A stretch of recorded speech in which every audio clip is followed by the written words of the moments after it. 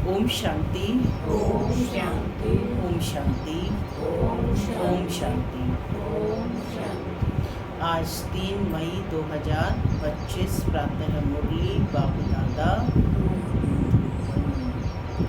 आज पावनी मीठी मधुर मुरली में हम बच्चों को शिक्षा दी है कि हमें पढ़ाई पर पूरा ध्यान देना है। पढ़ाई पढ़कर हमें योग्य बनना है, यानी लायक बनना है। जब हम लायक बनेंगे तभी हमें राज तिलक दिया जाएगा। तो बाबा कहते कि जितना हो सके आत्मा का अभ्यास करना है, आत्मा के पाठ को पक्का करना है। जितना जितना आत्मा का पाठ पक्का होता जाएगा, स्त्री पुरुष का जो प्रतिदेह भान है वह निकलता जाएगा। माने हर एक को आत्मा की दृष्टि से देखने का अभ्यास हो जाएगा। तो बाबा कहते हैं कि बाबा स्मृति दिला रहे हैं कि अपने इन पुराने संस्कारों को भूलो। तो इसके लिए बाबा ने कहा कि जितना जितना तुम पवित्र रहेंगे उतना परम पिता परमात्मा की याद में बुद्धि स्थिर हो सकेगी। इसमें कोई मेहनत नहीं है। यदि हम बाबा को याद करेंगे, पवित्रता को धारण करेंगे, तो यह कार्य सहजता से हो जाएगा, क्योंकि यह है ही सहज राजयोग। सुनते हैं आज के डायरेक्ट ईश्वरीय महावाक्य। ओम शांति। बाबा कहते, मीठे बच्चे, अपने को राज तिलक देने के लायक बनाओ। जितना पढ़ाई पढ़ेंगे, श्रीमत पर चलेंगे, तो राज तिलक मिल जाएगा। अपने को राज तिलक लेने के लायक बनाओ। जितना पढ़ाई पढ़ेंगे, श्रीमत पर चलेंगे, तो राज तिलक मिल जाएगा। आज की मुरली से प्रश्न है, किस स्मृति में रहो तो रावण पने की स्मृति विस्मृत हो जाएगी। किस स्मृति में रहो तो रावण पने की विस्मृत हो जाएगी। किस स्मृति में रहो?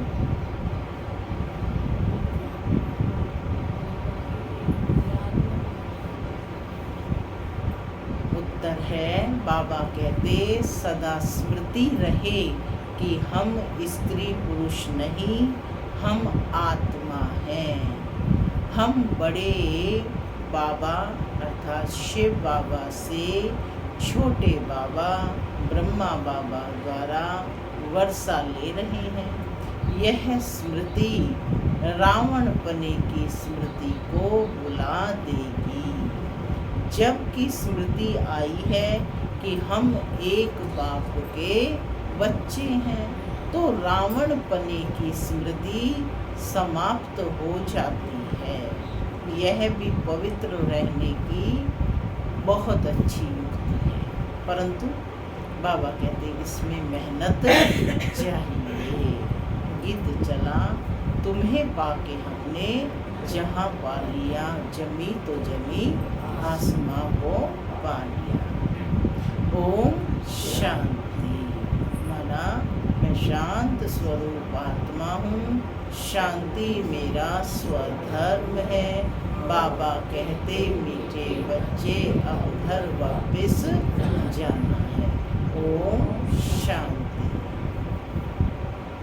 रूहानी बाप बैठ रूहानी बच्चों को समझाते हैं, देखो सब तिलक यहाँ प्रकृति में देते हैं। तिलक कहाँ देते हैं? प्रकृति में। इस जगह एक तो आत्मा का निवास है, दूसरा फिर राज तिलक भी यहाँ दिया जाता है। यह आत्मा की निशानी तो है ही। अब आत्मा को बाप का वर्षा चाहिए, स्वर्ग का, विश्व का राज्य तिलक चाहिए। सूर्यवंशी चंद्रवंशी महाराजा महारानी बनने के लिए पढ़ते हैं। यह पढ़ना गोया अपने लिए अपने को राज तिलक देना। ये पढ़ाई पढ़ना ही अपने लिए अपनों को अपने को राज तिलक देना, माने आपे ही पढ़ाई पढ़कर अपने को राज तिलक देना। तुम यहाँ आई ही हो पढ़ने के लिए। आत्मा जो यहाँ निवास करती है वह कहती है, बाबा हम आपसे विश्व का राज्य अवश्य प्राप्त करेंगे। क्या कहती है आत्मा? कि हम आपसे विश्व का स्वराज्य अवश्य प्राप्त करेंगे। अपने लिए हर एक को अपना पुरुषार्थ करना है, कोई किसी का ले नहीं सकता है। हर एक आत्मा को अपना अपना पुरुषार्थ करना है। कहते हैं बाबा हम ऐसे सपूत बनकर दिखाएंगे। आप हमारी चलन को देखते रहना कि हम कैसे चलते हैं। आप भी जान सकते हो कि हम अपने को राज तिलक देने के लायक बने हैं या नहीं। तुम बच्चों को बाप का मददगार सपूत बनकर दिखाना है। तुम बच्चों को बाप का सपूत बच्चा बनकर दिखाना है। बाबा हम आपका नाम ज़रूर बाला करेंगे। करेंगे बाप का नाम बाला। हम आपके मददगार, सो अपने मददगार बन भारत पर अपना राज्य करेंगे।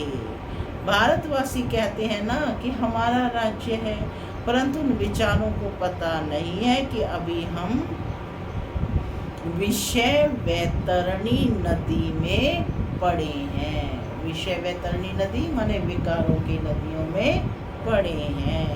हम आत्मा का राज्य तो है नहीं, अभी तो आत्मा उल्टी लटकी पड़ी है, खाने को भी नहीं मिलता है।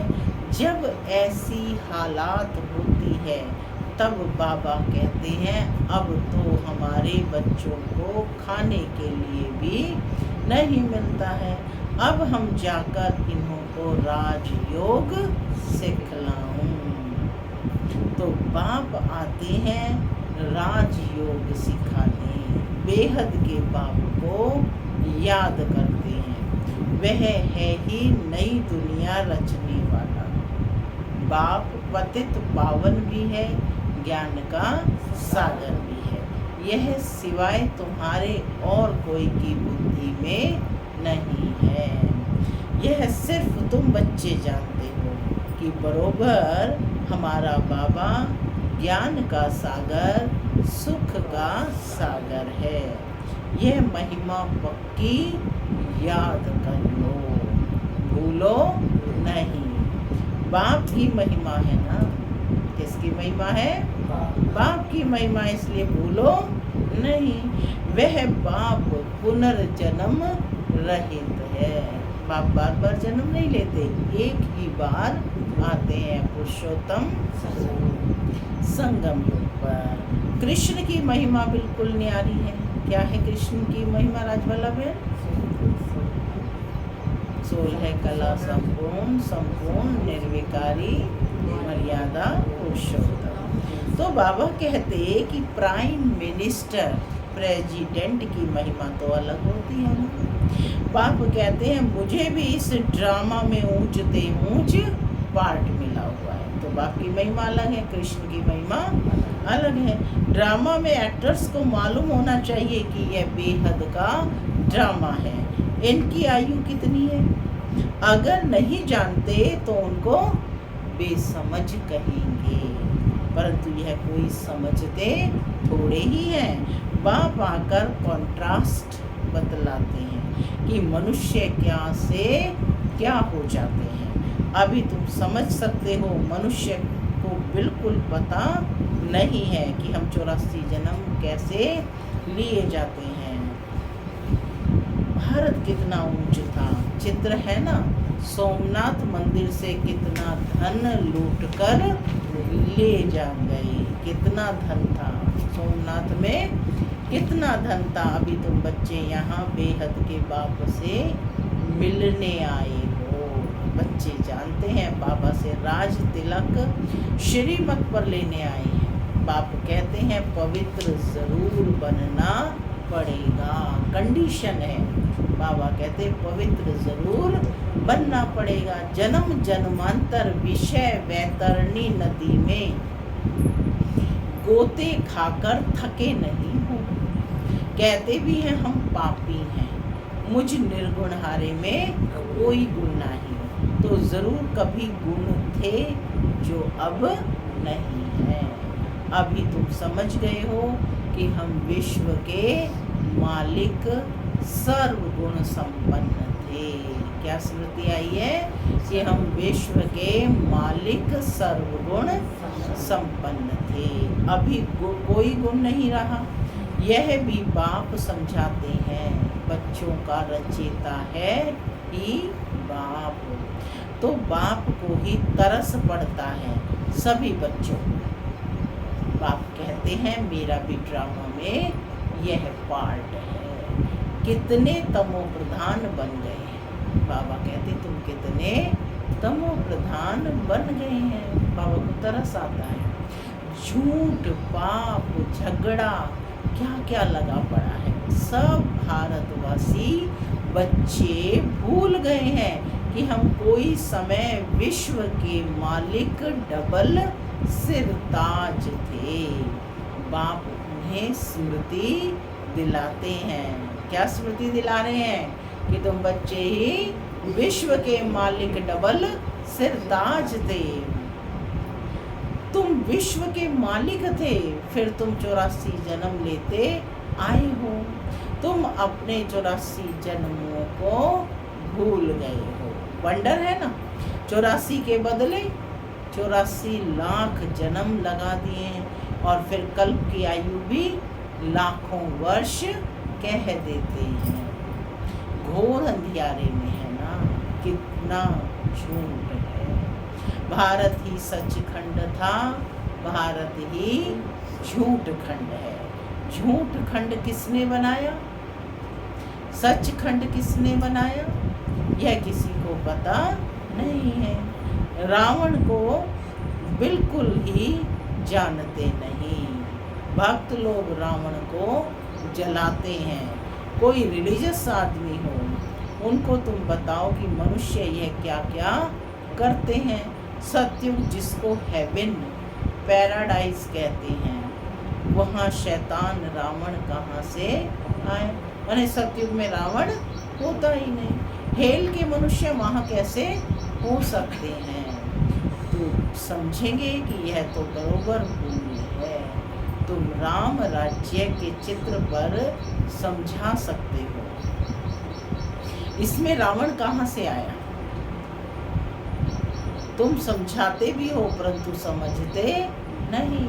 कोई विरला निकलता है। प्रदर्शनी में भी देखते हैं ना, कितना समझाते हैं, कोई विरला निकलता है। तुम कितने थोड़े हो, सो भी आगे चल देखना कितने ठहरते हैं। तो बाबा ने समझाया, आत्मा की छोटी निशानी भी यहाँ ही दिखाते हैं। बड़ी निशानी है राज तिलक। अभी बाप आया हुआ है, अपने को बड़ा तिलक कैसे देना है, तुम स्वराज्य कैसे प्राप्त कर सकते हो। राज तिलक कैसा लगाया जाता है, लंबा सा लगाया जाता है ना माथे पर। वह रास्ता बाबा कहते बताते हैं कि अपने को राज तिलक कैसे देना है, वह रास्ता बाबा बताते हैं। उसका नाम रख दिया है राजयोग।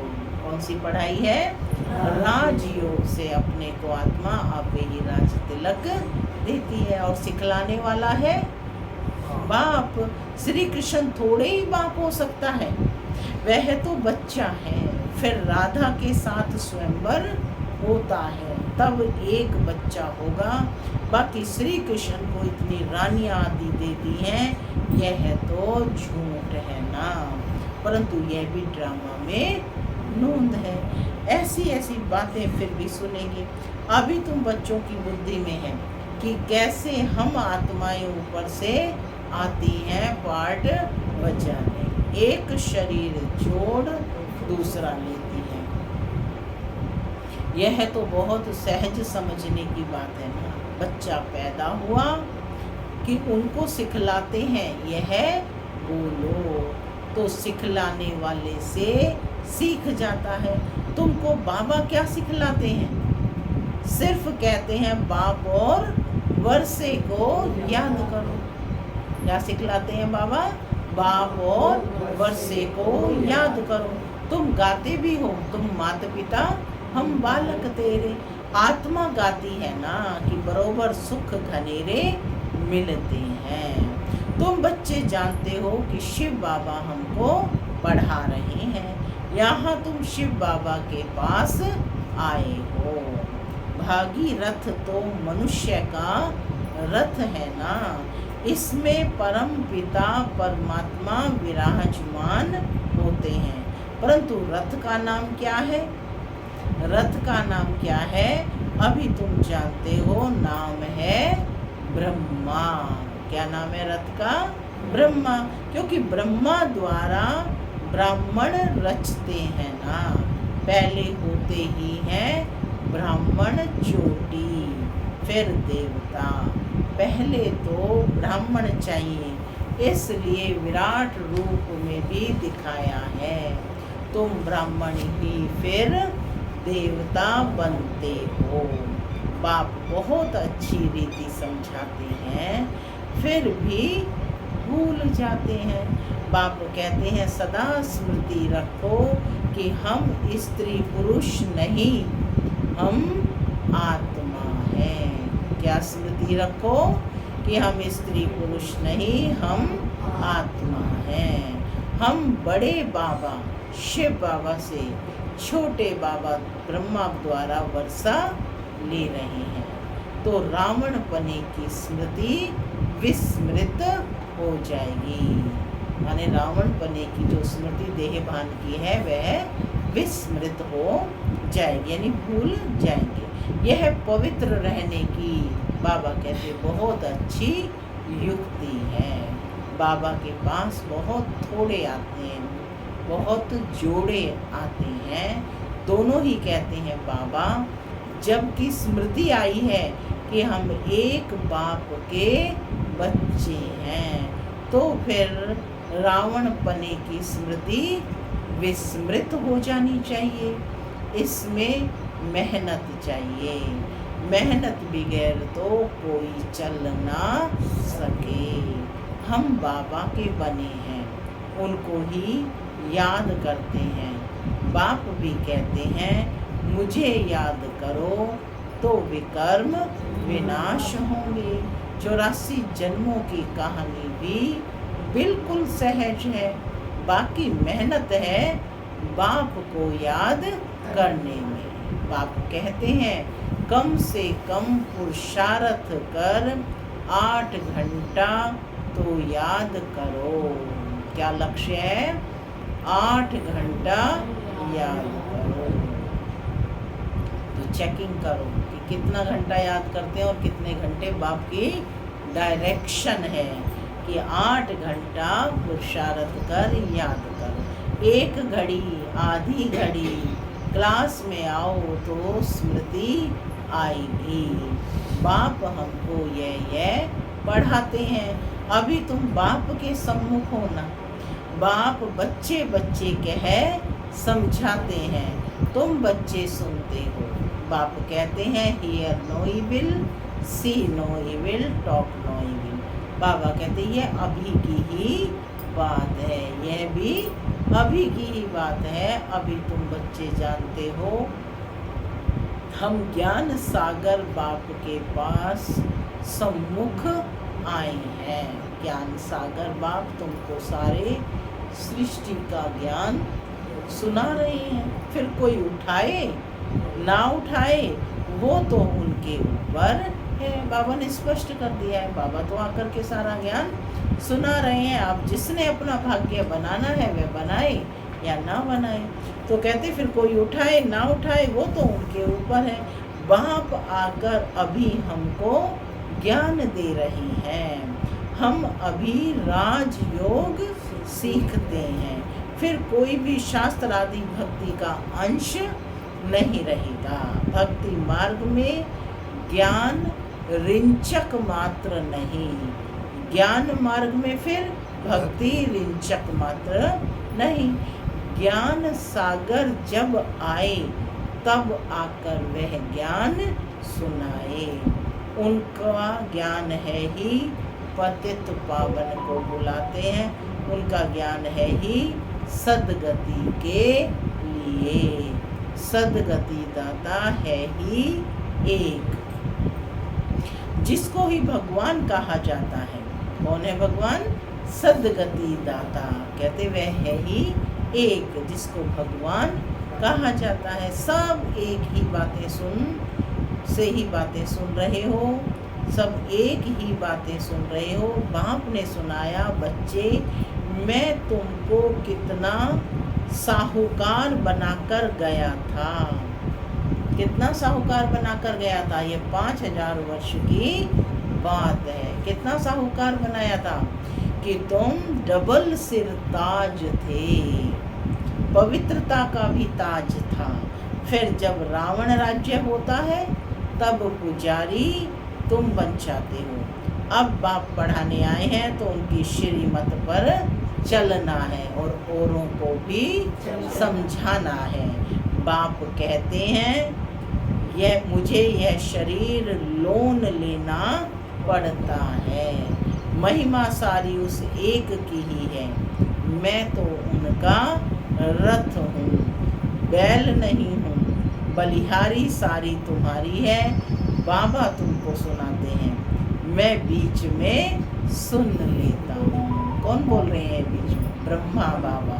कि बाबा तुमको सुनाते हैं, मैं बीच में सुन लेता हूँ। मुझ अकेले को कैसे सुनाएंगे? तुमको सुनाते हैं, मैं भी सुन लेता हूँ। बाबा की आत्मा भी तो बाजू में बैठी है। तो यह भी पुरुषार्थी स्टूडेंट है, तुम भी स्टूडेंट हो। यह भी पढ़ते हैं, बाप की याद में रहते हैं, कितनी खुशी में रहते हैं।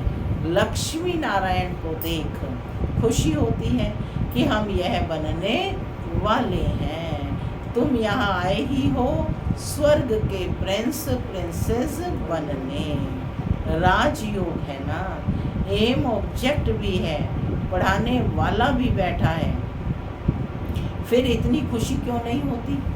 पूछ रहे हैं। एम ऑब्जेक्ट भी सामने है, पढ़ाने वाला भी बैठा है, फिर भी इतनी खुशी क्यों नहीं होती? अंदर में बहुत खुशी होनी चाहिए। बाबा से हम कल्प कल्प वर्षा लेते हैं, यहाँ ज्ञान सागर के पास आते हैं, पानी की तो बात ही नहीं है। यह तो बाप सम्मुख समझा रहे हैं। तो पढ़ाने वाला भी बैठा है, फिर भी इतनी खुशी क्यों नहीं होती? पापा पूछ रहे हैं। आज इस पर मंथन करना है, क्यों नहीं होती है इतनी खुशी? माया भुला देती है। क्यों नहीं होती है इतनी खुशी?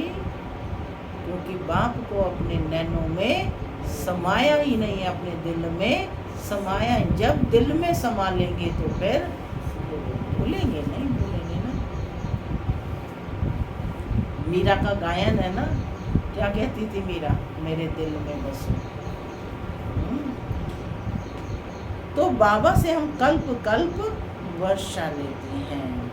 तो बाबा कहते कि यह तो बाप सम्मुख तुम्हें समझा रहे हैं, तुम भी यह देवता बनने के लिए पढ़ रहे हो।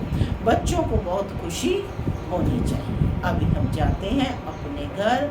अब जो जितना पढ़ेंगे उतना ऊंच पद पाएंगे।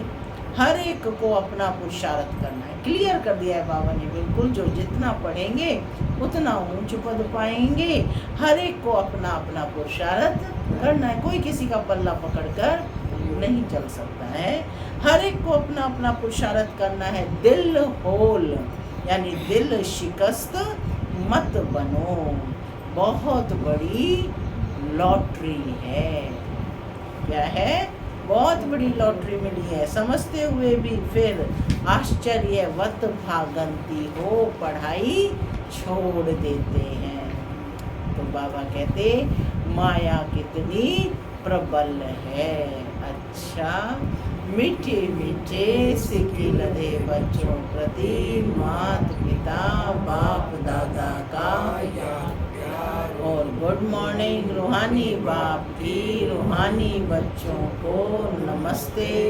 हम रूहानी बच्चों की रूहानी माता पिता बाप दादा को याद प्यार गुड मॉर्निंग और नमस्ते। नमस्ते, सदा रहो हंसते बनो फरिश्ते। धारणा के लिए मुख्य सार पहला, अपने को राज तिलक देने के लायक बनाना है।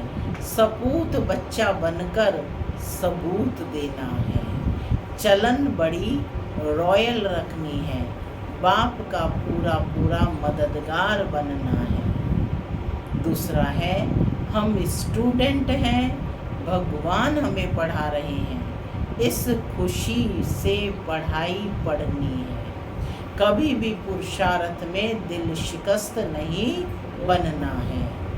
आज का वरदान है, अपने अधिकार की शक्ति द्वारा त्रिमूर्ति रचना को सहयोगी बनाने वाले मास्टर रचता भव। अपने अधिकार की शक्ति द्वारा त्रिमूर्ति रचना को सहयोगी बनाने वाले मास्टर रचता भव। त्रिमूर्ति शक्तियाँ अर्थात मन, बुद्धि और संस्कार, यह आप मास्टर रचता की रचना है। इन्हें अपने अधिकार की शक्ति से सहयोगी बनाओ। जैसे राजा स्वयं कार्य नहीं कराता है, करने वाले राज्य कारोबारी अलग होते हैं, ऐसे आत्मा भी करावनहार है। करणहार ये विशेष त्रिमूर्तियाँ शक्तियाँ हैं। तो मास्टर रचयिता के वरदान को स्मृति में रख त्रिमूर्ति शक्तियों को और साकार कर्मेंद्रियों को सही रास्ते पर चलाओ। स्लोगन है, अव्यक्त पालना के वरदान का अधिकार लेने के लिए स्पष्टवादी बनो।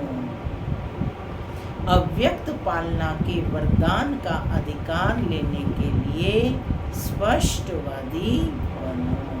अव्यक्त इशारे हैं, रूहानी रॉयल्टी और प्योरिटी की पर्सनैलिटी धारण करो। पवित्रता सिर्फ ब्रह्मचर्य नहीं, वह तो फाउंडेशन है, लेकिन साथ में और 4 भी हैं। क्रोध और सभी साथी जो हैं, उन महाभूतों का त्याग, साथ साथ उनके भी जो बाल बच्चे छोटे छोटे अंश मात्र वंश मात्र हैं, उनका भी त्याग करो। तब कहेंगे प्योरिटी की रूहानी रॉयल्टी धारण की है। ओम शांति।